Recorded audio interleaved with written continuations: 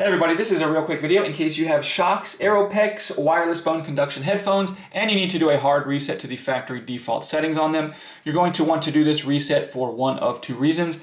The first one is troubleshooting in case these headphones are not working for some reason, like they're not connecting to your phone or other device, or they're not pairing with Bluetooth, or they keep disconnecting. Anything like that can very often be fixed with a factory reset. Now the other reason you might want to do this is any variety of situations where you just want to delete everything off of them so that you can get a fresh start, connect them to a new device like they're a brand new set of headphones.